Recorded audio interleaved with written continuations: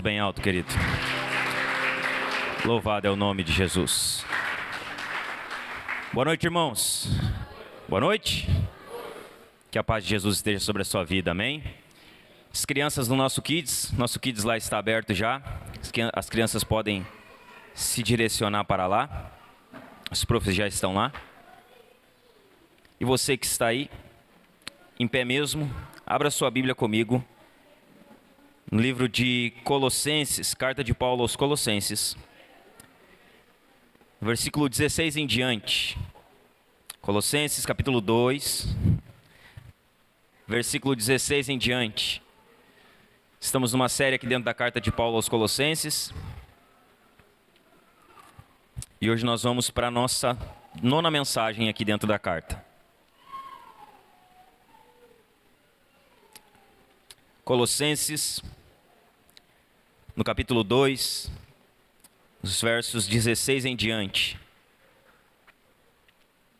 Se você não trouxe Bíblia ou não tem Bíblia, os irmãos projetam aqui atrás para que você acompanhe. Depois que nós fizermos a leitura, nós vamos orar. Se você puder ficar com a sua Bíblia aberta no texto, para que você acompanhe também a exposição do texto. Colossenses, no capítulo 2, no verso 16, todos encontraram? Amém? Diz assim: portanto, que ninguém julgue vocês por causa de comida e bebida, ou dia de festa, ou lua nova, ou sábados, porque tudo isso tem sido sombra das coisas que haviam de vir, porém o corpo é de Cristo.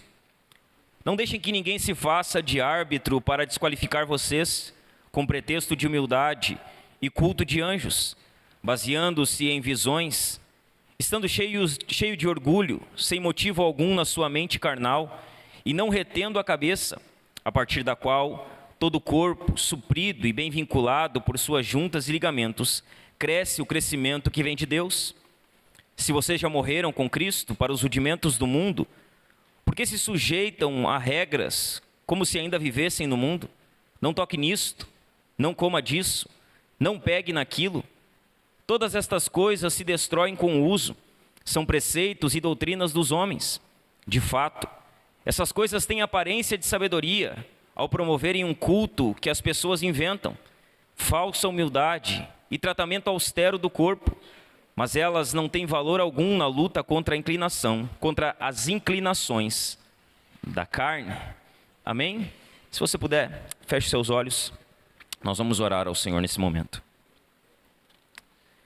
Senhor, nós te damos graças aqui, Senhor, te louvamos por essa noite, em que a tua igreja está aqui, Senhor, reunida para prestar culto a Ti, Senhor, para cantar a Ti, para louvar o Teu nome, para ouvir a Tua palavra, Senhor.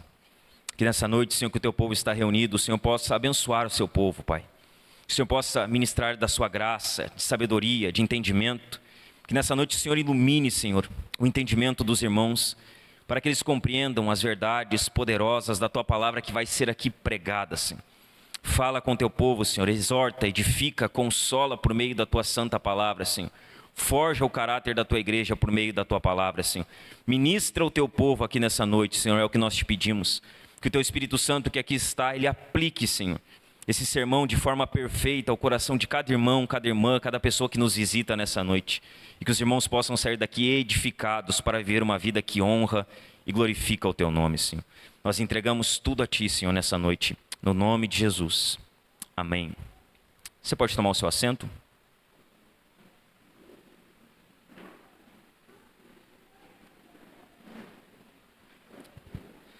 Louvado é o nome de Jesus. Vamos falar um pouco sobre esse texto então, irmãos. Domingo passado nós falamos sobre a igreja verdadeira, características, marcas, perigos, como a igreja verdadeira se defende. E hoje nós vamos falar um pouquinho mais aqui sobre o que Paulo fala bastante dentro da carta de Paulo aos Colossenses. A carta de Paulo aos Colossenses, ela tem um objetivo: combater o gnosticismo que estava entrando dentro da igreja de Colossos. Falsos ensinos, falsos mestres, falsas doutrinas. Então Paulo ele se dedica em uma boa parte da carta a corrigir esses falsos ensinos, a repreender os falsos mestres e a ensinar a sã doutrina, que é a doutrina que a igreja de Colossos deveria se fundamentar. Hoje nós vamos falar um pouquinho sobre a questão da religiosidade, irmãos. Ou com o cuidado que nós temos que ter com a religião. Ou com a religião distorcida. Que é o que Paulo vai falar aqui de forma mais objetiva. Nós temos que ter um grande cuidado com o engano religioso. Com uma religião que não salva. Uma religião que ela apresenta Cristo pela metade. Uma religião que ela dilui o Evangelho. E é exatamente sobre isso que Paulo ele vai falar aqui no texto que lemos. Paulo está, de certa forma, advertindo a igreja. Alertando a igreja. É como se Paulo estivesse ligando uma luz piscante, sabe? Quando você está na estrada dirigindo e de repente você vê um sinal piscante. E aquele sinal piscante ele tem um propósito, né? Alertar você. Chamar a sua atenção para aquilo que pode vir à frente ou para o trânsito que está à sua volta. É exatamente isso que Paulo vai fazer aqui. Ele está advertindo a igreja. Chamando a atenção da igreja. Dizendo para a igreja, cuidado. Prestem atenção. Abram os seus olhos. Paulo está chamando a atenção da igreja, advertindo ela.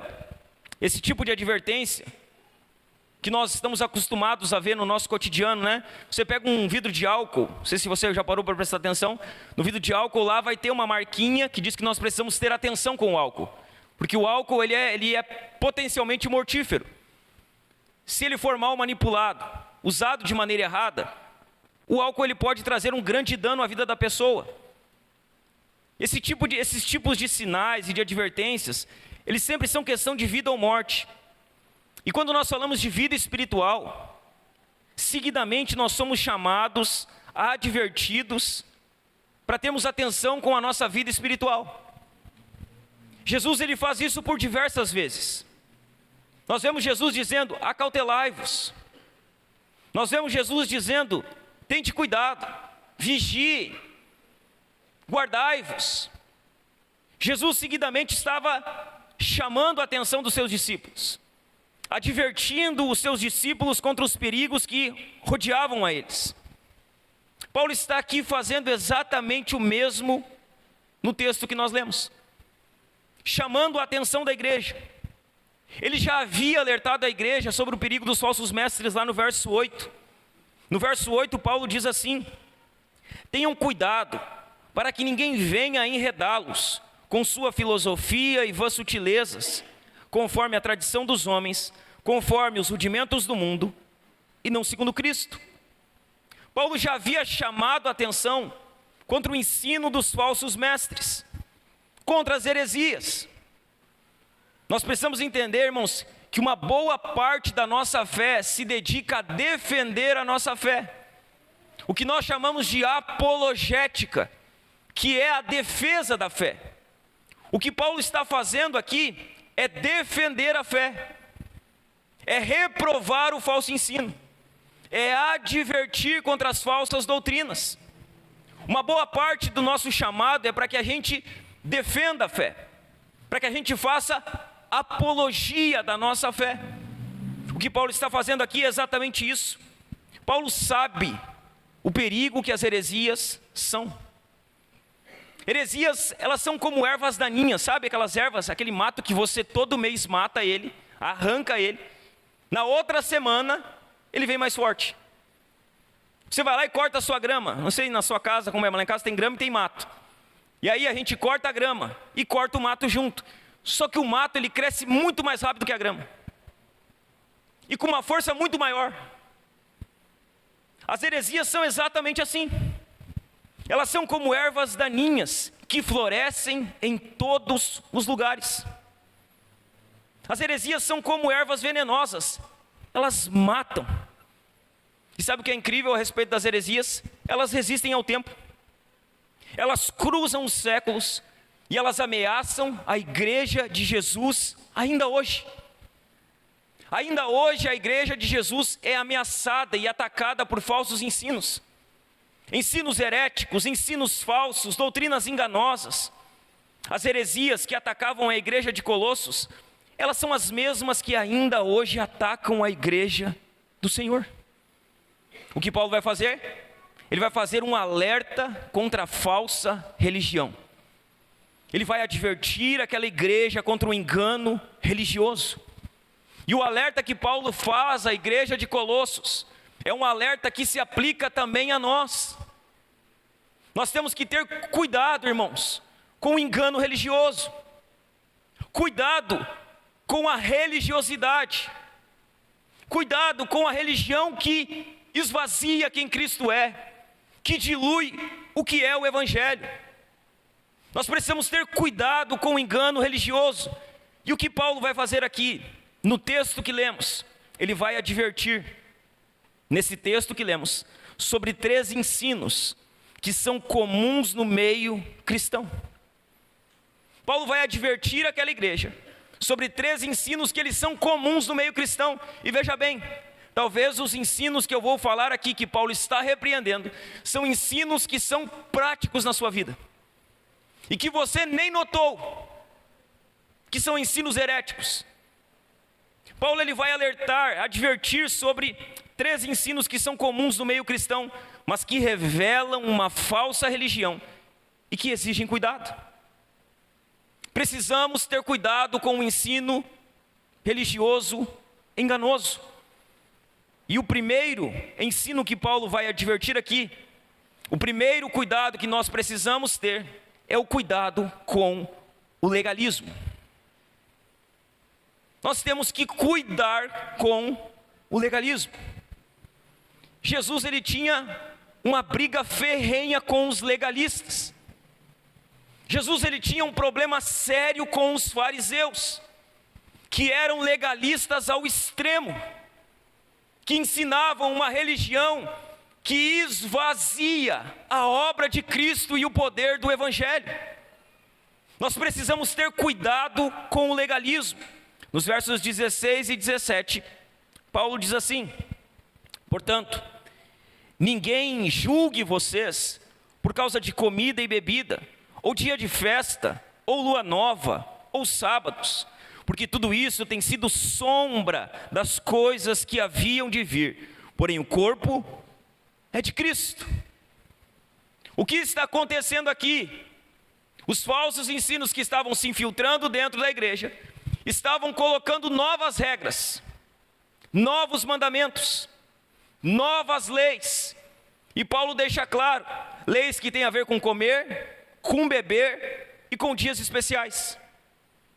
E a ordem de Paulo é que ninguém vos julgue por causa disso, pelo que vocês comem, pelo que vocês bebem, e se vocês guardam ou não determinados dias. Um engano do legalismo é o que Paulo adverte aqui. Ele está advertindo a igreja contra o perigo do legalismo dos mestres gnósticos. As doutrinas deles eram uma mistura, sabe?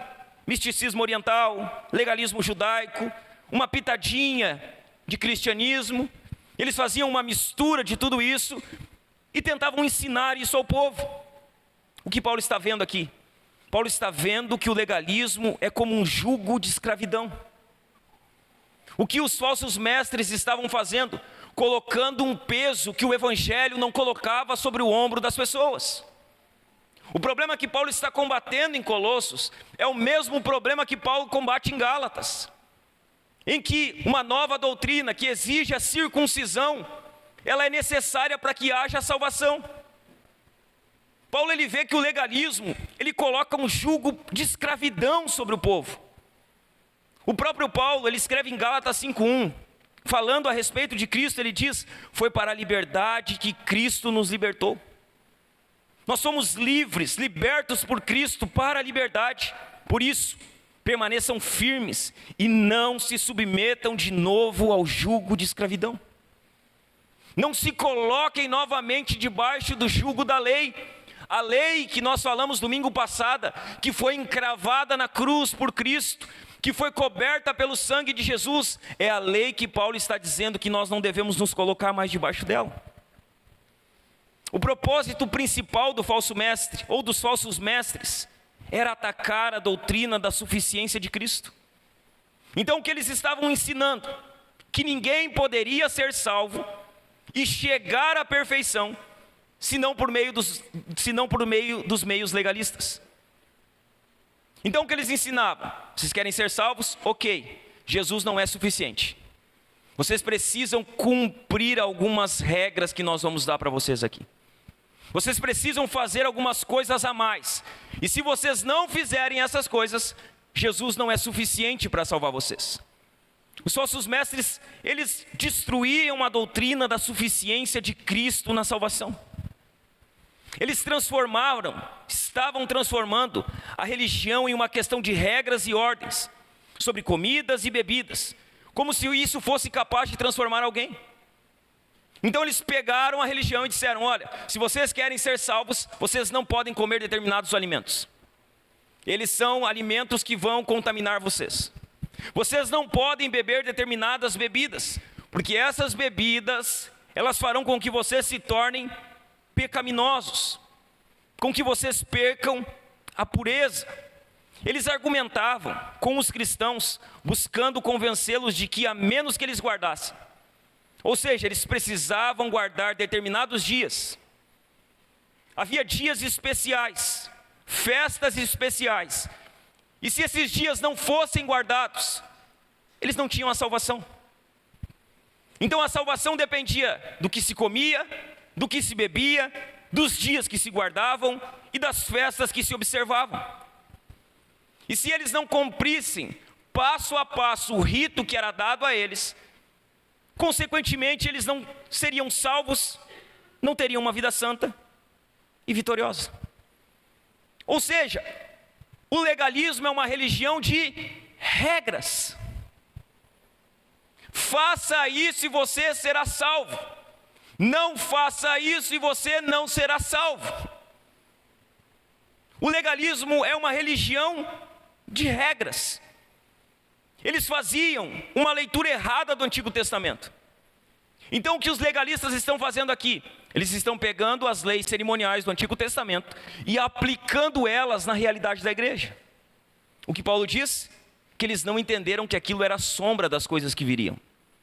Que aquilo que acontecia no Antigo Testamento estava apenas apontando para aquilo que aconteceria por meio de Jesus na nova aliança. Eles estavam aplicando e interpretando mal o Antigo Testamento. Não entendiam que era sombra das novas condições na era da igreja. Irmãos, os falsos mestres legalistas se ocupavam de dietas de comida e bebida. Eles se ocupavam de dias sagrados. Eles se preocupavam com aquilo que entrava no estômago e não com aquilo que saía do coração. E essa era uma repreensão de Jesus aos fariseus no Novo Testamento, nos Evangelhos. Um dia Jesus é questionado por que os seus discípulos não lavavam as mãos para comer. Por que eles não lavam as mãos? Por que eles não se purificam? E Jesus diz: olha, o problema não é aquilo que entra pela boca do homem. O problema é aquilo que sai da sua boca. Porque da sua boca sai aquilo que procede do seu coração. O legalismo, ele trabalha dessa maneira, impondo regras, impondo leis, impondo limites para que a salvação de fato aconteça. Aqueles legalistas se preocupavam com uma mudança exterior e não interior. Eles queriam mudar as pessoas por fora, a casca, e por isso Jesus chama eles de sepulcros caiados. Eles eram belos por fora, mas por dentro Jesus diz que havia ossos podres, havia imundícia. A religião faz exatamente isso. Ela tenta mudar você pelo lado de fora, por meio de regras, por meio de leis, por meio de obrigações. Ela muda a aparência, mas não trabalha para mudar a essência. Ela muda a roupa que você veste, o cabelo que você tem, o tênis que você usa, o que você faz do lado de fora, mas ela pouco se preocupa na condição que está o seu coração. Legalismo. Legalismo puro. Os legalistas ensinavam que a salvação dependia da guarda de dias especiais. E se eles não guardassem, por exemplo, o sábado, se eles não guardassem o sábado, eles perdiam o seu direito à vida eterna. bem semelhante, por exemplo, ao que os adventistas fazem hoje. O que o adventismo ensina? Eles ensinam que se alguém não guarda o sábado, esse alguém perdeu a sua salvação. Que para alguém ser salvo, é necessário que o dia do sábado seja guardado irrestritamente. Ou seja, o que salva um adventista não é a obra de Cristo na cruz, tem algo mais. Tem a guarda do sábado. Tem um dia especial para guardar. Tem uma comida que não pode comer. Tem um alimento que ele é impuro e contaminado. O que Paulo está dizendo? Ninguém vos julgue pelo que vocês comem, pelo que vocês bebem, por dias especiais, por festas solenes. Os legalistas, eles têm isso como a sua doutrina central. Mas a igreja, irmãos, a igreja de Jesus, ela não é prisioneira de nenhum calendário, de nenhuma dieta. O próprio sábado que falamos aqui, que os adventistas ensinam, que é necessário para que haja salvação, ele é apenas uma sombra da realidade. A realidade do sábado é Cristo. Cristo é o descanso do seu povo. É apenas sombra daquilo que viria. Paulo, irmãos, ele destrói o fundamento do legalismo, declarando que em virtude de tudo aquilo que Cristo é, e de tudo aquilo que Cristo fez por nós, nós não devemos permitir que ninguém nos julgue pelas regras do legalismo.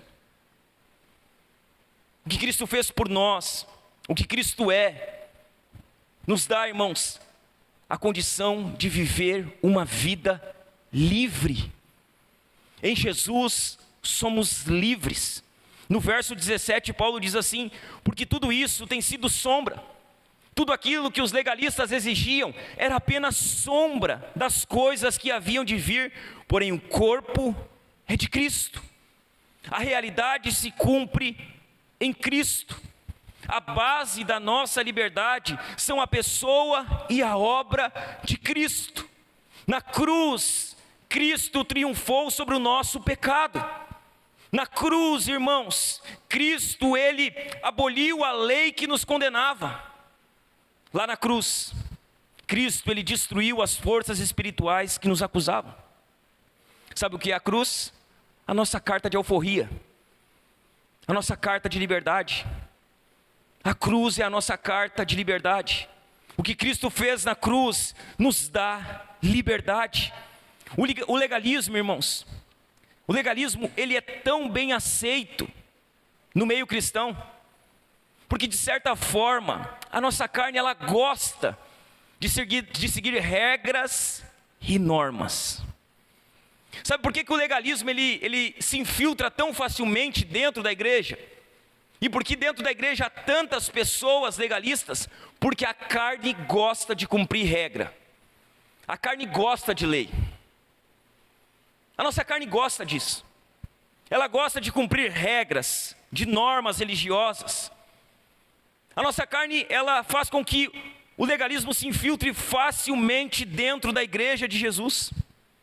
O legalismo, ele é tão bem aceito dentro da igreja, porque por meio desse sistema é possível medir a nossa vida espiritual. O legalista, ele consegue medir a sua vida espiritual. Então ele pensa assim: se eu estou cumprindo passo a passo que a religião me pede, então estou vivendo uma vida espiritual muito superior aos meus irmãos que não cumprem essa vida. Legalista. Se você conduz a sua vida mediante regras e leis, você é um legalista. Se quando você olha para você, você diz assim: não, eu estou fazendo tudo certinho, tudo o que precisa ser feito, ainda que você não saiba, você é um legalista. Você está fundamentando a sua vida no legalismo. Você está medindo a sua vida por cumprir ou não os ritos da religião, por cumprir ou não as normas da religião. E por isso o legalismo, ele tem entrada fácil dentro da igreja, porque nós gostamos de medir a nossa fé, nós gostamos de medir a nossa espiritualidade e de comparar o quão espiritual nós somos e o quão pouco espiritual o nosso irmão é, porque é isso que o legalista faz.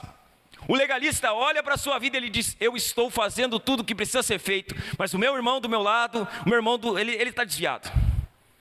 Ele está muito longe de Jesus, porque afinal de contas ele não está cumprindo todas as regras que precisam ser cumpridas. Por isso que o legalismo entra fácil, irmãos. Porque nós gostamos de medir a nossa vida espiritual. O legalismo nos possibilita medir a nossa vida espiritual e até se vangloriar dela.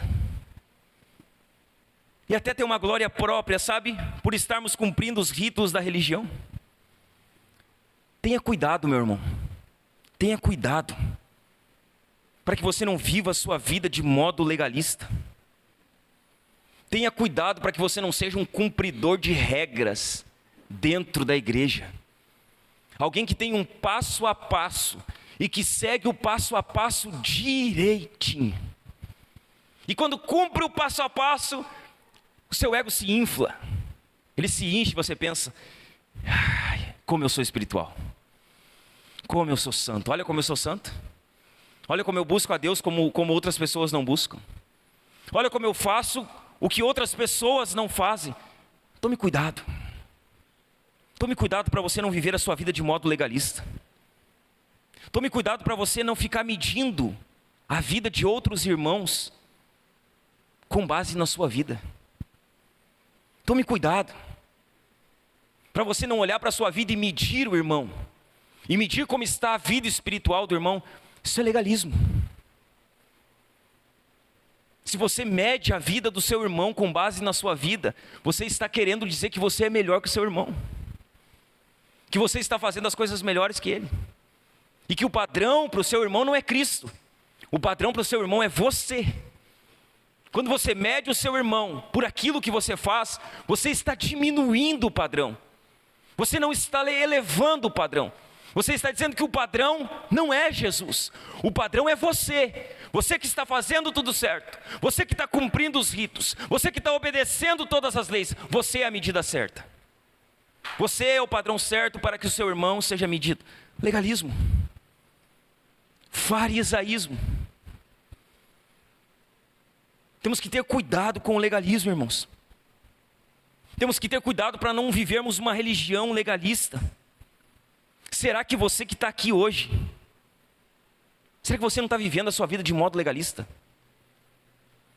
Será que você não é um fariseu? No termo cru da questão, que olha para você e diz: eu obedeço todas as regras exteriormente, e por isso eu vou ser salvo, e por isso eu tenho direito à vida eterna, porque eu estou obedecendo todas as regras. É a parábola do publicano e do fariseu indo orar.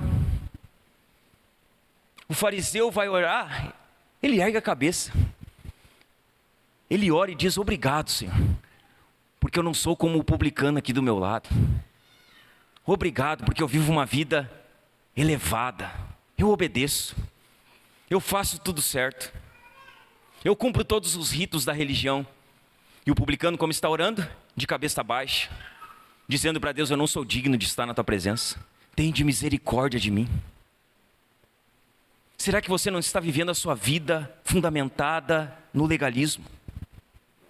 Obedecendo regras exteriores da vida cristã.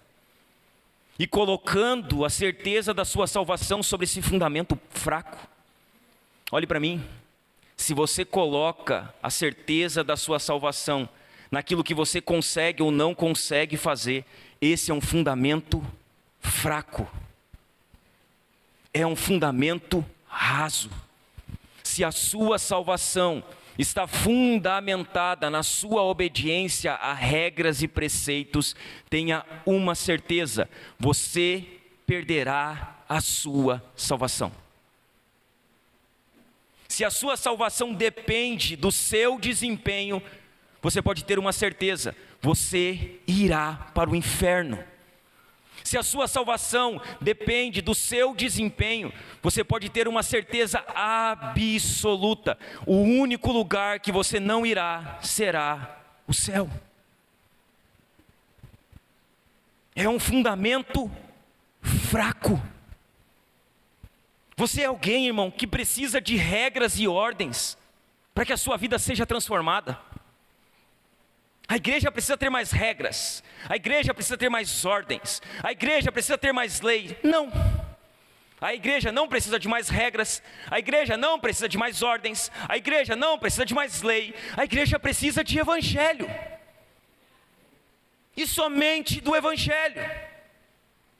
E o que o evangelho não fizer, regra nenhuma fará, ordem nenhuma fará, lei nenhuma fará. Cuidado com a religião do legalismo. Cuide para que você não viva uma vida legalista.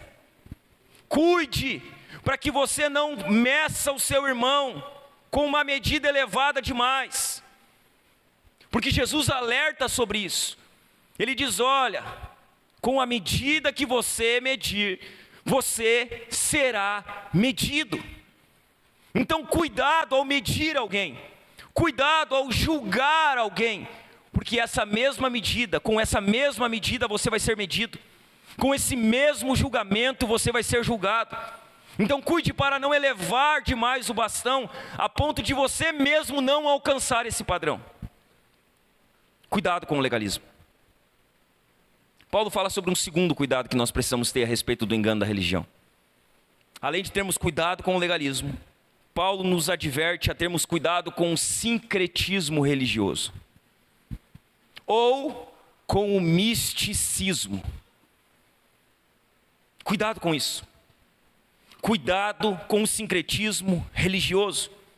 Nos versos 18 e 19, Paulo diz assim: não deixem que ninguém se faça de árbitro para desqualificar vocês, com pretexto de humildade e culto de anjos, baseando-se em visões, estando cheio de orgulho, sem motivo algum na sua mente carnal, e não retendo a cabeça, a partir da qual todo o corpo, suprido e bem vinculado por suas juntas e ligamentos, cresce o crescimento que vem de Deus.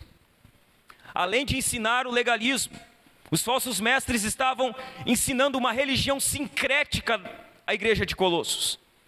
Um ensino sincrético, místico, estava se infiltrando naquela igreja. Além de legalistas, eram sincretistas. O que era a teologia deles?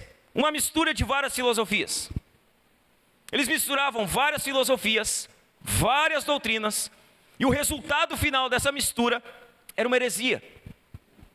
E uma heresia tão forte, que ela estava atacando diretamente e fortemente o evangelho. Aqueles falsos mestres, eles eram profundamente místicos. Veja se você vai se identificar com algumas coisas que eu vou falar aqui. Eles eram profundamente místicos. E o que eles faziam? Eles criticavam os cristãos por não terem o mesmo tipo de experiência que eles. Então eles diziam que eles tinham uma experiência elevada com Deus. Eles tinham, sabe, um encontro superior, místico, mais espiritual. E por ter essa experiência mais mística, mais espiritual, eles julgam os cristãos. E eles começam a combater os cristãos, porque os cristãos não tinham esse tipo de experiência. Um tipo de experiência que não tinha fundamento na Escritura. Eles começam a infiltrar esse ensino dizendo: olha, nós temos uma experiência superior. Vocês têm essa experiência que não sai da Escritura, só Bíblia. Essa igreja de vocês é só Bíblia. Não entra anjo lá. De vez em quando não aparece um anjo. Ninguém vê anjo na igreja de vocês. Ninguém vê, essas coisas não aparecem lá. É disso que Paulo está falando aqui. O sincretismo que eles estavam ensinando era exatamente sobre isso. Sobre um encontro superior. Uma experiência mais elevada, mais mística. Uma experiência que está fora da Escritura. Está fora da palavra. O sincretismo, irmãos, ele tem uma teologia que procede da visão de falsos mestres. E não das Escrituras. Era uma visão da cabeça dos falsos mestres. Sabe o que o sincretismo dá valor? Ele dá valor para a experiência subjetiva. E não para a verdade objetiva. O sincrético é alguém que valoriza mais a experiência do que a Escritura. Se identificou? O sincretismo, ele enfatiza a experiência. Então você precisa buscar a experiência, você precisa ter uma experiência, você precisa ter visão aberta, você precisa falar com os anjos, você precisa ver coisas espirituais e arrebatadoras, sincretismo. Você precisa ter uma experiência que vai além da Bíblia. Não, só a Bíblia não dá, só a Bíblia é muito pouco. Você precisa ir além disso, para algo mais subjetivo. O sincretismo dá valor para o sentimento e não para a razão. O sincretismo trabalha em cima de experiências, em cima de sentimentos, em cima de visões, ou supostas visões, e esvazia a importância das Escrituras. O que esses falsos mestres aqui faziam?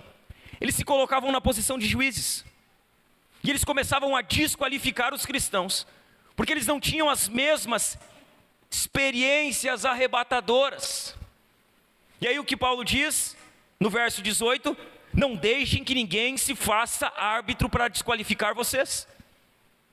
Os falsos mestres estavam desqualificando os crentes de Colossos, porque eles não tinham as experiências arrebatadoras. E Paulo vem na raiz e diz: não deixe que ninguém seja juiz no meio de vocês. Não deixe que ninguém desqualifique vocês pela vida que vocês levam. O sincretismo, na verdade, é um equívoco teológico. É uma falsa doutrina que ensinava adoração a anjos. Eles tinham contato com anjos. Eles adoravam a anjos com um pretexto: humildade. Então nós não somos muito bons para ir diretamente a Deus. O que nós vamos fazer? Nós vamos aos anjos. E nós vamos buscar contato com os anjos, para que os anjos vão a Deus por nós. Era isso que eles faziam. Com pretexto de humildade, eles adoravam a anjos. Quando as Escrituras deixam claro, por exemplo, que anjos são ministros e servos do povo de Deus e do próprio Deus. Quando as Escrituras elas deixam clara que os anjos não podem ser adorados, que os anjos eles não são merecedores de adoração, que eles não são intermediários, que eles não vão a Deus por nós. Quando nós lemos Apocalipse, que João tem uma visão arrebatadora, e João se prostra diante do anjo para adorar, o anjo diz para ele: não me adore, adore a Deus. Os anjos não recebem adoração, mas o sincretismo e os falsos mestres de Colossos estavam ensinando o povo a adorar os anjos, a buscar a intermediação dos anjos. Os falsos mestres que com pretexto de humildade se diziam não suficientemente bons para ir diretamente a Deus, recorriam a anjos. Sabe o que eles estavam fazendo? Caindo no mesmo erro. Preste atenção. O que eles estavam fazendo? Eles estavam caindo no mesmo erro de pessoas que se prostram diante de imagens de pau, de gesso e de madeira. No mesmo erro. No mesmo erro. Mas nós vamos além. Eles estavam cometendo o mesmo erro que muitos crentes cometem hoje, buscando intermediação por meio de homens que são supostamente mais espirituais do que outras pessoas. Não é somente aqueles que se dobram diante de imagens, é aqueles que se dobram diante de homens, achando que homens têm uma vida espiritual mais elevada, que vai levar as suas orações e que vai orar por conta deles e que Deus vai fazer porque a oração é uma oração mais poderosa. Sincretismo. Sincretismo religioso, irmãos. Era o mesmo erro que os falsos mestres estavam cometendo. É o mesmo erro que muitas pessoas cometem hoje, buscando intermediação por meio de imagens de escultura, buscando ir a Deus por meio de uma pessoa que é supostamente mais santa, quando a Bíblia deixa claro que há somente um mediador entre Deus e os homens, e não é nenhuma imagem, não é nenhum anjo, não é nenhuma pessoa supostamente mais santa, é Cristo Jesus, homem. Jesus é aquele que media o seu povo diante de Deus. A religião sincrética não é bíblica. É uma falsa religião. Ela está baseada em visões e não na verdade revelada. Você já notou que o falso mestre sempre tem uma visão? Eles sempre dizem assim: o que eu estou fazendo é porque Deus me deu uma visão. Deus me deu uma visão para fazer tal coisa. Deus me deu uma visão para tomar tal atitude. E eles fundamentam a igreja nas visões da sua cabeça e não nas escrituras. Os falsos mestres sempre têm uma visão mais elevada. O sincretismo não está fundamentado na experiência, irmãos. O sincretismo, pelo contrário, está fundamentado na experiência e não na escritura. Aí sabe o que acontece? Você confronta uma pessoa sincrética. Você vai lá e diz: olha, isso aqui que você está fazendo não está na Bíblia. Isso aqui não tem fundamento. A Bíblia diz que você deve fazer isso, isso e isso. Está escrito lá. No livro tal, no capítulo tal, no versículo tal. Diz que isso que você está fazendo é pecado. Quando você confronta uma pessoa que está dentro de uma religião sincrética, a resposta dela é sempre a mesma: mas Deus me deu essa visão. Foi assim que Deus me mostrou. Foi assim que eu ouvi de Deus. Deus falou comigo isso. Não, mas a Bíblia está dizendo que isso que você está fazendo está errado. Não, mas foi a visão que Deus me deu. E aí é um grande problema aqui. Porque se está dizendo que Deus deu uma visão. Ok? Uma visão que vai contra o que Deus deu na sua palavra. Quem está certo? A Bíblia ou a suposta visão? Sempre a Bíblia. Sempre a Bíblia está certa. Mas a defesa é sempre a mesma. Deus me deu essa visão. A pessoa que vive no sincretismo, você pode dar a Bíblia para ela, abrir a cabeça dela, enfiar a Bíblia dentro da cabeça dela. Você pode dar 40 textos para ela. Ela sempre vai colocar a sua experiência acima da palavra de Deus. A experiência sempre vai sobrepujar a palavra de Deus.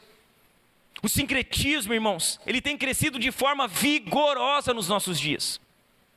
Grande parte das igrejas hoje está fundamentada no sincretismo religioso. São igrejas sincréticas. Pessoas que elas saem, preste atenção, elas saem do paganismo. Elas saem da religião afro. Elas saem do culto aos demônios. E elas vêm para a igreja de Jesus. Elas deixam o sincretismo pagão e vêm para o sincretismo evangélico. Irmãos, muitos cultos, eles parecem mais uma sessão espírita do que um culto a Jesus. A adivinhação, feitiçaria. Muitos cultos, irmãos, parecem mais uma sessão da Umbanda e do Candomblé do que de fato culto a Jesus. Se roda como se roda no Candomblé. Se roda como se roda recebendo uma entidade no terreiro. Sincretismo. Religiões sincréticas. Sincretismo evangélico. Os elementos do culto pagão são encontrados, irmãos, assustadoramente nos cultos cristãos. Assustadoramente. É água do Rio Jordão. É o azeite ungido. É o sal grosso. É a rosa. É o lenço ungido. É a fronha consagrada. É a vassoura ungida. Não, mas é pela fé. Que fé? Sincretismo. Falsa doutrina. Falso ensinamento. E sabe o que nós vemos? Que essa é a realidade na maioria dos lugares hoje. Precisa ter um elemento a mais. Precisa ter algo palpável. Então, se não tem algo palpável, nós botamos uma arca da aliança na frente, para dizer que Deus está no culto, e a arca está ali. Se não tem algo palpável, nós botamos um vidro de azeite. e enchemos a testa das pessoas de azeite, para dizer que o azeite tem poder para curar uma enfermidade. Sincretismo. Falsos ensinos. É água, é sal, é pano ungido, é vassoura ungida, é tudo ungido, menos pregador ungido, menos crente ungido, menos igreja ungida. Há tudo ungido nos púlpitos, há tudo ungido nas igrejas, quando Deus não unge objetos, Deus não unge óleo, não unge pano, não unge vassoura, Deus unge pessoas, Ele unge homens, Ele unge mulheres, e por meio de homens ungidos e de mulheres ungidas, Ele faz coisas poderosas. Sincretismo. O sincretismo tem crescido assustadoramente nos nossos dias. A religião do sincretismo está desligada de Cristo. Irmãos, como as heresias só aumentam, o sincretismo também ele só aumenta. Então o que você vê dentro de uma igreja sincrética, muita gente, elas estão lotadas. A heresia cresce, o sincretismo cresce, e as igrejas sincréticas crescem. 5 mil, 10 mil, 15 mil, igrejas lotadas. Pastor, tem algum problema uma igreja ser grande? Claro que não, óbvio que não. Que Deus um dia nos deu uma igreja muito grande, uma igreja muito maior do que essa que nós temos, mas que Deus faça isso por meio da pregação do Evangelho, e somente por meio da pregação do Evangelho, não por algo que nós vamos dar para as pessoas, não por algo que nós vamos entregar para elas, mas pela pregação, pela palavra de Deus que está sendo anunciada, pelas escrituras que estão sendo pregadas. O sincretismo cresce, as heresias aumentam, o sincretismo cresce. E esse crescimento que nós vemos, irmãos, nós podemos afirmar, ter uma certeza, é um crescimento que não procede de Deus. E aqui está um dos maiores equívocos do nosso tempo. Sabe como nós medimos uma igreja boa ou uma igreja ruim? Pela quantidade de pessoas que estão dentro dela. Então uma igreja grande, com muitas pessoas, é uma igreja boa, porque está crescendo. E se está crescendo, é um projeto de Deus. É assim que nós medimos. É assim que no nosso tempo se faz a medida. Um dos maiores equívocos da nossa geração pragmática e mística é a afirmação de que onde existe uma multidão, ali está a verdade. É um engano. O argumento é o seguinte: se a igreja está crescendo, é a obra de Deus. Porque se está crescendo, é um projeto que Deus está abençoando. É a obra de Deus, e a obra de Deus prospera, a obra de Deus cresce. E é mentira isso? Claro que não. A obra de Deus cresce, a obra de Deus ela prospera. Mas esse tipo de raciocínio é equivocado e enganoso. É um raciocínio equivocado e enganoso, porque nem tudo que cresce é verdadeiro. Nem tudo que cresce é bom. Nem todo sucesso é de Deus. Nem todo o sucesso é de Deus. Então não meça a sua vida, meu irmão, por aquilo que está dando certo e aquilo que está dando errado. Muitas vezes você olha para a sua vida e você diz assim: não, está dando tudo certo na minha vida, Deus está me abençoando. Cuidado, às vezes não é. Nem todo sucesso procede de Deus. Nem todo sucesso é a bênção de Deus. Então tenha cuidado em como você mede o que é sucesso. Tenha cuidado em pensar que tudo aquilo que dá certo na sua vida, tudo aquilo que faz com que você prospere, é de fato algo que procede de Deus. O que Paulo diz no verso 19? Olha o que ele diz: e não retendo a cabeça, a partir da qual todo o corpo suprido e bem vinculado por suas juntas e ligamentos, cresce o crescimento que vem de Deus. Ou seja, existe um crescimento que vem de Deus. E existe um crescimento que não vem do Senhor. Existe um crescimento que vem de Jesus, irmãos. Um planta, outro rega, mas quem dá o crescimento é o Senhor. E dia após dia o Senhor ia acrescentando à igreja aqueles que criam. Existe um crescimento que procede de Deus. O sincretismo, ele busca o que funciona. Não o que é certo, mas o que dá certo. O sincretismo trabalha assim, o que está funcionando. Então vamos pesquisar. O que as igrejas grandes estão fazendo e está dando certo. Vamos lá, vamos pegar o que elas estão fazendo e vamos aplicar na nossa igreja. E vamos fazer com que isso funcione aqui, porque se dá certo lá, tem que dar certo aqui. O sincretismo se preocupa não com o que é certo, mas o que dá certo. O que vai trazer mais pessoas para a igreja? Se a gente fizer isso aqui, vai vir mais gente. Se a gente botar aqui uma campanha aqui de 7 dias, trazer 7 pregadores de fora, 7 bandas diferentes, olha, eu acho que a gente vai encher essa igreja aqui rápido. E se a gente dar um vidrinho de óleo, e se a gente chamar todo mundo para frente na hora de contribuir, dizer que a gente vai ungir a cabeça deles, para eles prosperarem. E se a gente fazer uma mandinguinha gospel, sabe?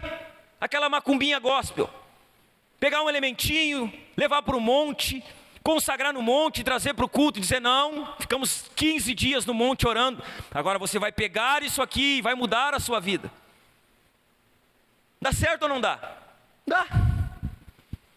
E dá muito certo. E a igreja cresce rapidinho. Mais rápido do que nós imaginamos. Mas a pergunta, está certo? É assim que a Bíblia nos ordena a trabalhar para o crescimento da igreja? Será que nós vamos precisar diluir o Evangelho para que mais pessoas venham? Claro que não. Porque se a gente precisar diluir o Evangelho para que mais pessoas venham, então nós vamos ficar com poucas pessoas. E não vamos jamais diluir o Evangelho. Jamais.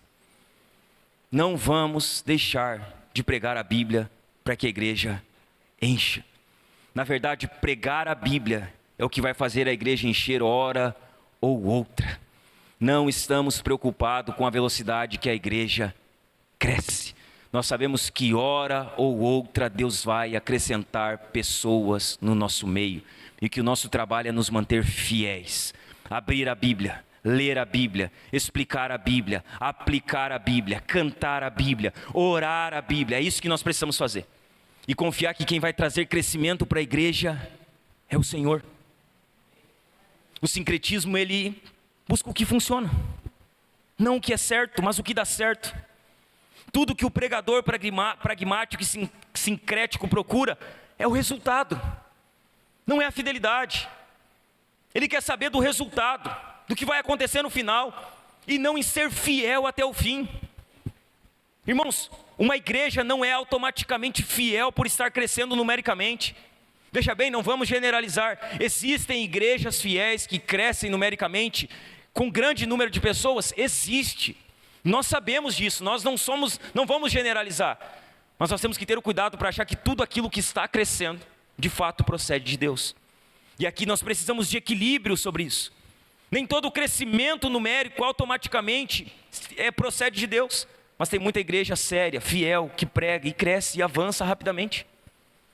Que não corrompeu os distintivos do Evangelho. Irmãos, a religião do sincretismo é falsa. Tenha cuidado com ela. Talvez você já passou por ela. Talvez você já vivenciou ela. Talvez ela já fez parte da sua vida. Talvez você foi bastante sincrético. Tem uns goles de óleo, né? Quem nunca tomou uns golinhos de óleo na igreja, né? Não, você não, capaz. Você é muito, muito santo, né? Você nunca bebeu uns golinhos de óleo na igreja, né? Achar que ia ficar mais ungido, né? Para começar que óleo, nem existe óleo ungido, é óleo de unção. Nós achamos que o óleo é ungido, né? Que é um poder no óleo. É óleo de unção. Mas quem nunca, né? Quem nunca, né? Quem nunca teve uma obturação de ouro, né? Que atire a primeira pedra. Atire a primeira pedra. Quem nunca viu uma perna crescer e depois voltar para trás? Atire a primeira pedra. Não, você não viu isso, né? Você não viu isso, né? Atire a primeira pedra quem nunca viu a bombinha de asma voando. No outro dia a pessoa abaixada no hospital que estava ruim da asma. Tira a primeira pedra, né? Atire a primeira pedra quem nunca viu a perna crescer e outro dia o irmão está mancando de novo, né? Não, você não viu isso, né? Você não viu isso, né? Só eu. Acho que eu estou há muito tempo na igreja. Sincretismo. Falsa religião. Nós temos que ter cuidado com isso, irmãos. Cuidado com esse tipo de doutrina. Mas será que você não tem vivido a sua vida de forma sincrética? Colocando as suas experiências acima da palavra de Deus? Colocando aquilo que supostamente Deus fala com você acima da Escritura? Ainda que abertamente você seja daqueles que diz assim, não, para mim a Bíblia é só a Escritura, é somente a palavra, é somente o que a Bíblia diz. Mas de vez em quando você diz assim, mas Deus falou comigo assim. Eu senti aqui, que Deus falou aqui no meu coração, dessa maneira diferente. Será que você não tem vivido a sua vida de forma sincrética? Ainda que você negue isso, colocando as suas experiências acima, as suas supostas visões, aquilo que Deus supostamente fala com você, acima do que a Escritura diz. Esse é o segundo cuidado que Paulo ele alerta a igreja de Colossos e que nós precisamos estar atentos. Precisamos ter cuidado com o legalismo, em primeiro lugar. Precisamos ter cuidado com o sincretismo religioso, em segundo lugar. Precisamos ter cuidado, em terceiro lugar, com o ascetismo, que é uma outra falsa doutrina. Precisamos ter cuidado com o ascetismo. Dos versos 20 a 23, Paulo vai dizer assim: se vocês morreram com Cristo para os rudimentos do mundo, por que se sujeitam a regras como se ainda vivessem no mundo? Não toque nisto, não coma disso, não pegue naquilo. Todas essas coisas se destroem com o uso, são preceitos e doutrinas dos homens. De fato, essas coisas têm aparência de sabedoria, ao promoverem um culto que as pessoas inventam, falsa humildade e tratamento austero do corpo, mas ele não tem valor algum na luta contra as inclinações da carne. Isso é ascetismo. É exatamente isso que o ascetismo ensina. O ascetismo é a crença de que podemos crescer espiritualmente pelo simples fato de nos abstermos de coisas, flagelando o nosso corpo e nos mortificando espiritualmente, ou seja, vamos fazer a carne sofrer. Se a carne sofrer, o espírito vai ser aperfeiçoado, a alma vai se tornar mais espiritual. Então vamos matar a carne, vamos flagelar a nossa carne, vamos mortificar a nossa carne fisicamente. Paulo, irmãos, ele alerta sobre alguns perigos que a religião asceta pode trazer. E o termo é difícil, mas eu preciso falar porque não tem outra definição. Então é ascetismo. E a religião asceta, ela traz alguns perigos. E o primeiro deles, escravidão. O ascetismo, ele traz escravidão. No verso 20 ele diz: se vocês morreram com Cristo para os rudimentos do mundo, por que se sujeitam a regras como se ainda vivessem no mundo? O ascetismo é a religião do não. O que é o ascetismo? Não, não pode, não dá, não pegue, não toque, não coma, não beba. O ascetismo é a religião do não. É a crença que diz assim: você agrada a Deus obedecendo aos nãos. Os seus nãos, eles agradam a Deus. Então obedeça a lista de nãos que nós vamos dizer para você aqui. Você quer congregar aqui? Nós vamos dar uma lista de nãos. Você não pode isso, você não pode isso, você não pode aquilo, você não pode aquele outro, você não pode aquele outro. E se você cumprir todos esses nãos, Deus vai se agradar de você. Deus vai amar você. Deus vai ter prazer em você, porque você obedece todos os requisitos da lista. Você obedece todos os nãos. Para o ascetismo, ser cristão é muito mais o que você não é, do que aquilo que você é, ou do que quem você é. O ascetismo é sobre não. Então é sobre quem você não é. É sobre o que você não pratica. E não sobre o que você é. E sobre o que você pratica. Irmãos, como nós vamos viver um cristianismo baseado naquilo que não somos? Baseado naquilo que não fazemos. Nós não podemos ser crentes conhecidos por aquilo que não fazemos. As pessoas precisam conhecer o nosso cristianismo por quem somos e por aquilo que praticamos. Por isso que muita gente não quer o evangelho.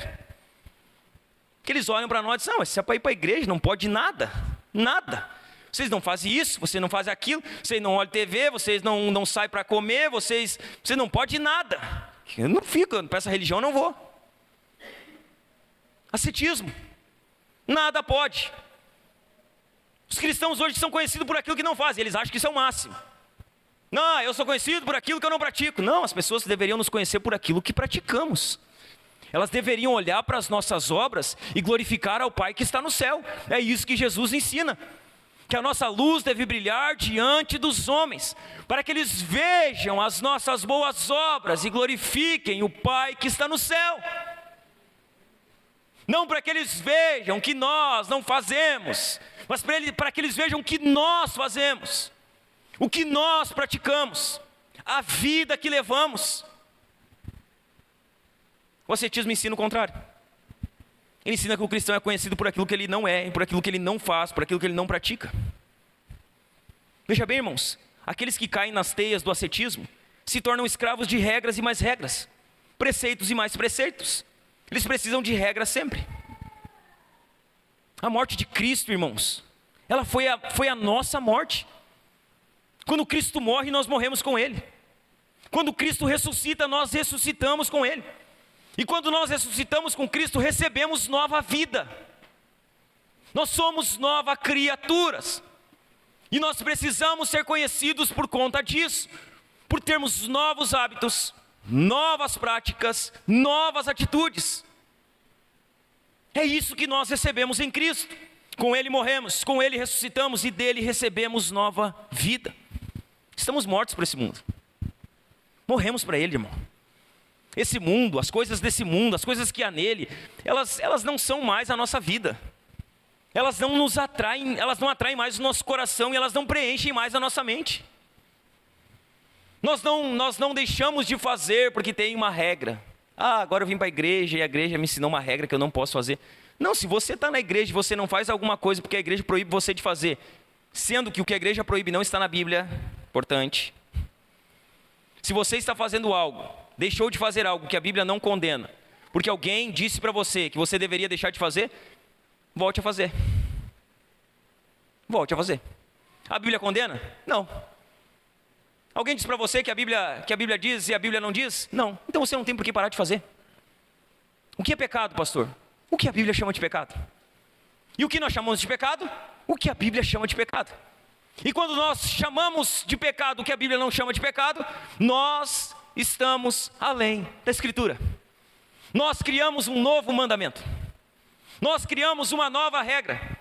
Nós criamos uma nova lei que nem a Bíblia não criou. Ascetismo. Por que nós não fazemos as coisas desse mundo? Porque nós somos nova criatura. Não é porque ninguém nos proíbe. Nós somos livres. Nós podemos fazer o que queremos. E por que não fazemos? Porque tem uma regra? Não. É porque nós amamos Jesus, irmãos. Porque a gente ama Jesus. Por que a gente não volta para as velhas práticas? Porque tem uma regra dizendo, não, volte. Não, é porque a gente ama Jesus. É porque as coisas do mundo não nos atraem mais.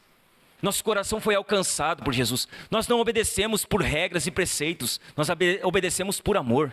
Aquele que tem os meus mandamentos e os guarda, este é o que me ama. Quem ama obedece. Quem ama pratica, e não porque tem uma regra, mas porque ama Jesus. Às vezes você não está fazendo coisas não porque você ama Jesus, mas é porque foi colocado uma regra para você. Alguém que nasceu de novo não anda assim. Alguém que nasceu de novo não tem mais as coisas desse mundo dentro do seu coração. Elas não preenchem mais a sua mente. Essa separação do mundo, ela é bem diferente e muito mais profunda do que evitar centenas de coisas por conta de uma lista de nãos que te foram apresentadas. É muito diferente. Obedecer por amor e obedecer por obrigação é muito diferente. É muito diferente. E você como um cristão, se você é um cristão verdadeiro, meu irmão, olhe para mim. Se você é um cristão verdadeiro, você precisa obedecer a Jesus porque você ama Ele. E não porque você tem medo do que vai acontecer, ou porque alguma regra foi imposta para você. Você obedece a Jesus porque você ama a Jesus. Em Cristo nós somos verdadeiramente livres. Nós somos tão livres, mas tão livres, ao ponto de obedecer sem que isso nos seja imposto. E isso é liberdade. Nós somos tão livres, mas tão livres, que nós obedecemos sem imposição, sem uma lei, sem uma regra, simplesmente porque amamos a Jesus. Um segundo perigo do ascetismo que Paulo traz é que, além da escravidão, o ascetismo se preocupa apenas com a aparência e não com a essência. Os versos 21 e 22, Paulo diz assim, continuando: não toque nisto, não coma disso, não pegue naquilo. Todas essas coisas se destroem com o uso, são preceitos e doutrinas dos homens.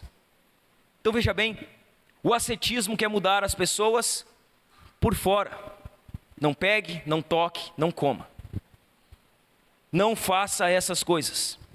O ascetismo é a religião da aparência. Se preocupa apenas com a forma, com o método, com o conteúdo, com o exterior, não com o interior, não com a essência, não com o coração.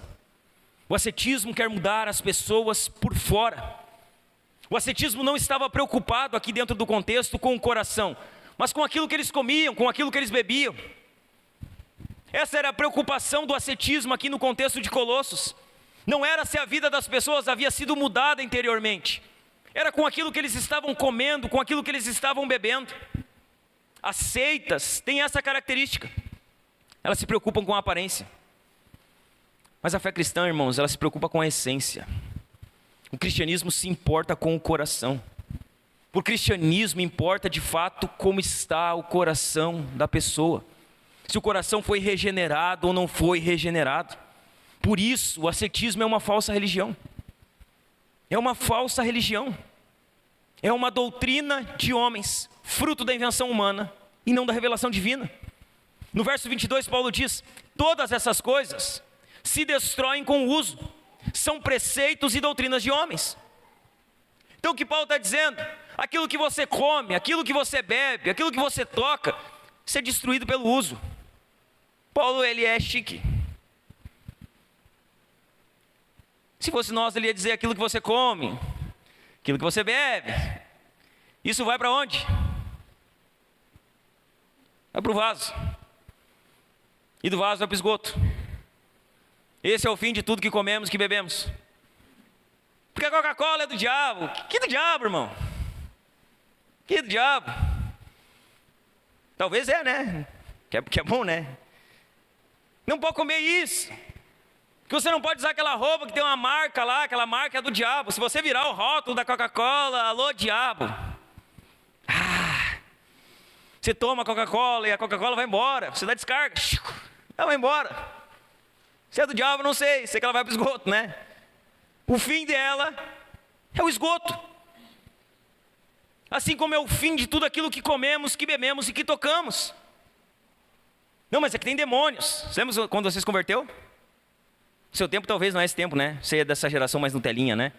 Você converteu lá atrás aquele quadro. Não, aquele quadro lá quebra. Quebra aquele quadro lá.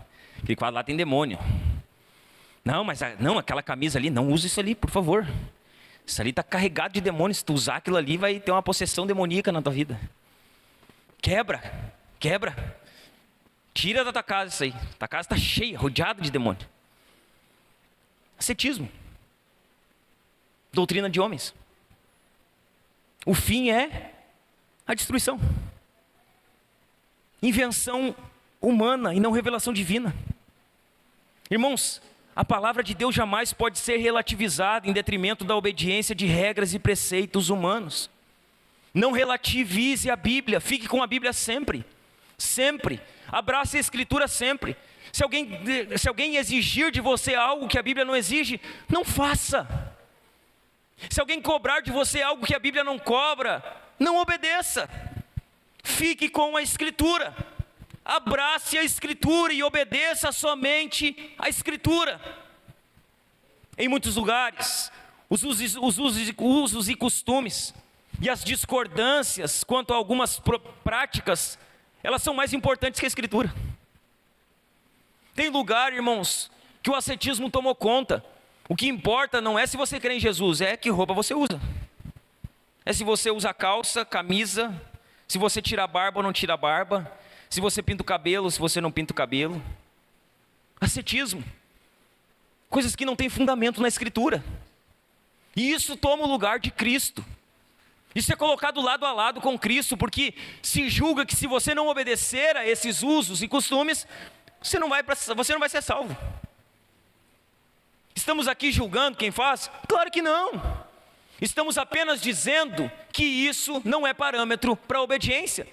Quem faz, que faça, mas não exija que todos façam. Ascetismo. Isso esvazia a suficiência e a importância das Escrituras.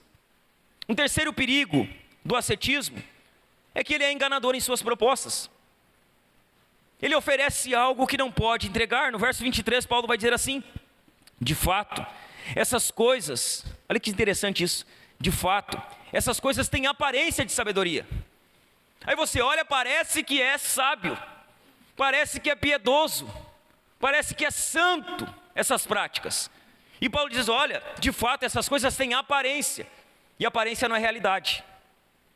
Tem aparência de sabedoria, ao promoverem um culto que as pessoas inventam, ou seja, é algo inventado, é algo criado da cabeça humana, ao promoverem um culto que as pessoas inventam, falsa humildade e tratamento austero do corpo.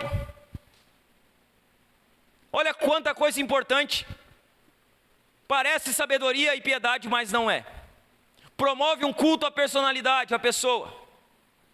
Tem aparência de piedade, mas não é. Uma falsa humildade.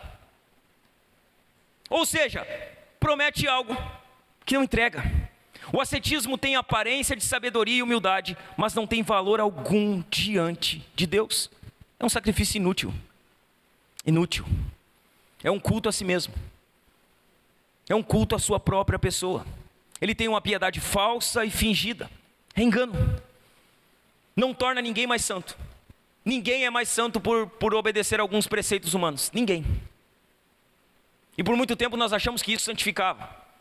E muita gente tem algum pavor com a igreja evangélica justamente por conta dessas coisas. Se você fizer isso, você está em pecado. Agora, se você se vestir assim, andar assim, fazer essas coisas aqui, você é mais santo. Quando na verdade é totalmente o contrário. A verdade é que essa não é a realidade.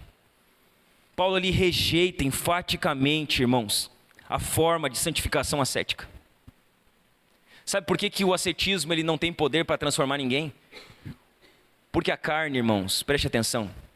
A carne, o lugar que a carne melhor se camufla é na religião. A religiosidade é uma arma que camufla a carne. Então se joga uma roupa por cima, se exige algumas práticas, e aquilo ali cria uma aparência de piedade, mas por baixo, carne purinha. Carne. A carne se camufla muito bem, irmãos. Em nenhum lugar a carne é tão bem camuflada e tão perigosa como quando se torna religiosa. Quando a carne se torna religiosa é um problema, porque ela encontrou um lugar onde ela consegue esconder quem ela é, externamente. A carne se camufla bem na religiosidade. Ela se camufla bem, irmãos, e de forma tão perigosa quando ela se torna religiosa. A religião das obras, ela nada mais é do que a religião do orgulho. A religião das obras é a religião do orgulho. Ela professa uma falsa humildade, pois ensina uma salvação adquirida pelo esforço do homem, rejeitando a graça de Deus, rejeitando o que Jesus fez na cruz. Será que você não tem vivido assim? De forma ascética, condicionando a sua salvação ao seu desempenho e às suas obras? Olhe para mim. Por que você obedece a Deus? porque você ama a Deus? A sua obediência a Jesus está atrelada ao seu amor a Jesus? Ou você obedece porque tem medo de ir para o inferno? Por que você obedece? Você obedece ao Senhor porque você ama Ele? Você obedece a Jesus porque você ama Ele? Ou você só é capaz de obedecer a Jesus se for dado uma listinha para você dizendo o que você precisa fazer? Aonde está condicionada a sua obediência a Jesus? Ao seu amor a Ele ou uma lista de regras e preceitos? Não toques, não comas, não pegues, não bebas, não use tal roupa, não pinta o cabelo, não olha tal filme, não vá em tal lugar, não toma tal bebida. Regras e preceitos. Você obedece a Jesus porque você ama Ele, porque o seu coração foi alcançado por Ele, porque você é uma nova criatura em Cristo, ou porque você precisa sempre de uma listinha, e sem a listinha você não vive. Tem crente que não vive sem ordem. Tem crente que sempre precisa de uma listinha. Ele precisa de alguém dando uma regra para ele, alguém dando uma ordem para ele, precisa de alguém mandando nele. Não precisamos de ninguém aqui nos ordenando a fazer o que temos que fazer, irmãos. Nós temos a Bíblia. A Bíblia nos mostra o que precisamos fazer. Na Bíblia está o que precisamos obedecer e o que não precisamos obedecer também. Nosso amor a Jesus é o que nos capacita a obedecer a Ele livremente. Somos livres, podemos fazer o que queremos. E ainda podendo fazer o que queremos, não fazemos muitas coisas porque amamos a Jesus. Veja bem, irmãos, o legalismo, o sincretismo e o ascetismo, cada um deles tem as suas características específicas, mas todos eles fazem a mesma coisa. Eles ensinam outro evangelho. O legalismo, o sincretismo e o ascetismo ensinam um outro evangelho. Um evangelho que não é evangelho.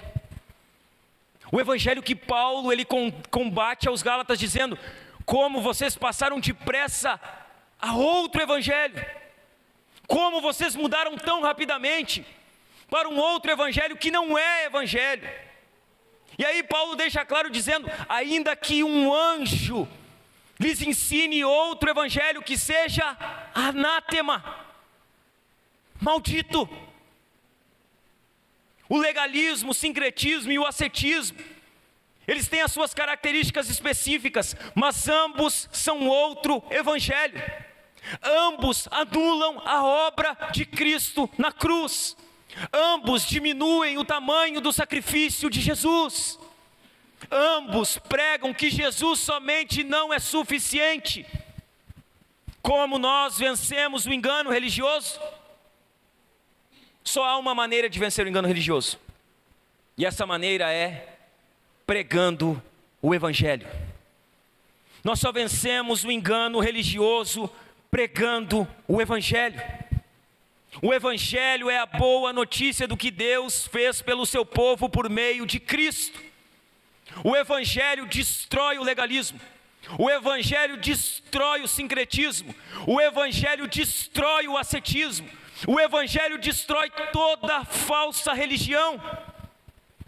Por isso que nós precisamos do evangelho. Pregar o evangelho, conhecer o evangelho, praticar o evangelho.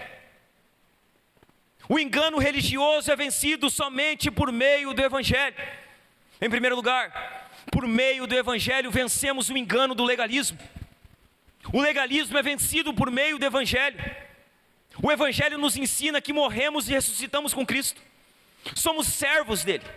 É isso que somos, servos de Cristo. Não somos mais escravos. Cristo nos libertou para a liberdade. Nós não estamos mais escravos de dias, de festas, de comida, de bebida. Não estamos presos em regras e preceitos. Morremos com Cristo, ressuscitamos com Cristo, vivemos com Cristo e recebemos nova vida em Cristo. O evangelho destrói o legalismo. Em segundo lugar, por meio do evangelho vencemos o engano do sincretismo. O evangelho destrói o sincretismo, irmãos. O Evangelho apresenta uma mensagem clara, uma mensagem única sobre salvação por meio de Jesus. Uma mensagem que não pode ser misturada com outras doutrinas ou práticas. Irmãos, Cristo é o centro e o único mediador entre Deus e os homens. Não há outro, não há anjos, não há estátuas, não há imagens, não há homens mais santos, é somente Cristo. Cristo é o mediador entre Deus e os homens. Não há outro caminho para a salvação. Não há outro modo de ir a Deus que não seja por Cristo. Nós não vamos a Deus por objetos, não vamos a Deus por pessoas, não vamos a Deus por imagens, nós vamos a Deus por meio de Cristo. O Evangelho, ele destrói o engano do sincretismo. Em terceiro lugar, o Evangelho também destrói o engano do ascetismo. O Evangelho nos mostra a nossa total carência da graça de Deus. O que o Evangelho ensina? Que nós somos carentes da graça de Deus. O que o Evangelho ensina? Que nós vamos a Deus, não com orgulho próprio pelas nossas obras e nossos méritos. Que nós vamos a Deus por meio da graça. Que nós vamos a Deus nos humilhando e suplicando por misericórdia. O Evangelho, ele quebra o engano de que nós vamos a Deus por meio da obediência de regras e preceitos, por meio da obediência dos nãos e de uma lista que recebemos. O Evangelho destrói o ascetismo. Ele mostra que nós somos carentes da graça, que nós não vamos a Deus pelo cumprimento de uma lista de exigências. O Evangelho nos ensina que a salvação foi comprada por Cristo, que Ele nos comprou com o seu sangue, e que a salvação não é o resultado de nossa obediência a um livro de regras. Não somos salvos porque cumprimos regras, somos salvos pela graça, e somente pela graça. Veja bem, irmãos, em quarto lugar, somente por meio do Evangelho a salvação. O legalismo não leva ninguém à eternidade. O sincretismo não leva ninguém à eternidade. O ascetismo não leva ninguém à eternidade. Somente o Evangelho é poderoso para salvar pecadores da condenação eterna. Somente o Evangelho. Somente no Evangelho há poder para a salvação. Somente por meio do Evangelho há salvação. Guardar dias e se abster de alimentos, buscar ir a Deus por outro meio ou por outros métodos, se entregar à obediência de regras e preceitos, nada disso tem poder de resolver o maior problema dos seres humanos. Os nossos problemas não se resolvem por meio dessa obediência. O legalismo não resolve o problema dos seres humanos.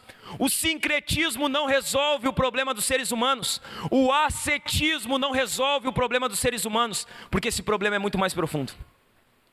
O problema do ser humano não está no seu exterior, ele está no seu interior, no coração.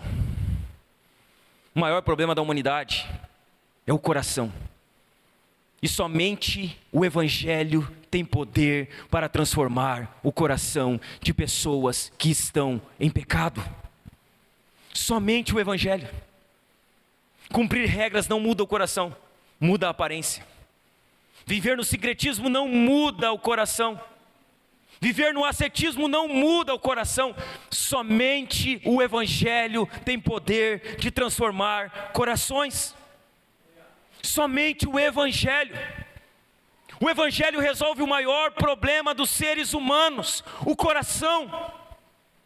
Somente o Evangelho é capaz de transformar o coração de pecadores. Somente o Evangelho. Somente o Evangelho é poderoso para salvar pecadores. Somente o Evangelho. Somente por meio da pregação do Evangelho que há salvação. E não há salvação sem pregação do Evangelho. Aonde o Evangelho não é pregado, as pessoas não estão sendo salvas. Aonde a verdade do Evangelho não é comunicada, não há salvação, não há transformação. O Evangelho é o poder de Deus para a salvação de todo aquele que crê. Ou seja, se não há Evangelho, não há condição de crer. E se não há crença, não há salvação. Somente o Evangelho pode transformar e salvar pessoas. As obras não salvam. Efésios 2:8, pela graça sois salvos, mediante a fé. Isso não vem de vós, é dom de Deus, não vem de obras. Não vem de obras, para que ninguém se glorie. Não, aquela pessoa é uma pessoa boa, ela vai para o céu. Não vai para o céu, ela vai com as suas boas obras para o inferno se ela não crer em Jesus. O céu não estará cheio de pessoas boas, o céu estará cheio de pessoas arrependidas, alcançadas pela graça. É um grande engano achar que pessoas boas vão para o céu sem Cristo. Não há outra maneira de ir para o céu sem Jesus. E por isso a pregação do Evangelho se faz urgente. Nós olhamos para as pessoas e dizemos: não, mas ela é uma pessoa boa, ela viveu uma vida correta, ela creu em Jesus, ela não creu. Se ela não creu em Jesus, ela não vai à eternidade. É somente por meio do Evangelho que há salvação. Nós não seremos justificados diante de Deus por meio das obras. É por meio do Evangelho que há salvação. Portanto, pregue o Evangelho. Você conhece pessoas boas moralmente? Se elas são apenas boas moralmente, sem Jesus, elas estão indo para o inferno. Pregue o Evangelho a elas. Pregue a elas. Anuncie as boas novas de salvação. Anuncie que somente em Cristo há perdão para os pecados, que somente em Cristo há redenção, que somente em Cristo há vida eterna. Somente por meio do Evangelho. Não há outro meio. Não há outra maneira de sermos salvos. E nós só vencemos o engano religioso por meio do Evangelho. Sem Jesus não há salvação. Sem Evangelho não há salvação. E talvez você está aqui hoje, meu irmão. Olhe para mim. Talvez você está aqui hoje e você está caído da graça. Você está afastado de Jesus. Você está vivendo a sua vida distante de Deus. Não quero assustar você, mas Deus está te dando essa noite a oportunidade de você se arrepender dos seus pecados.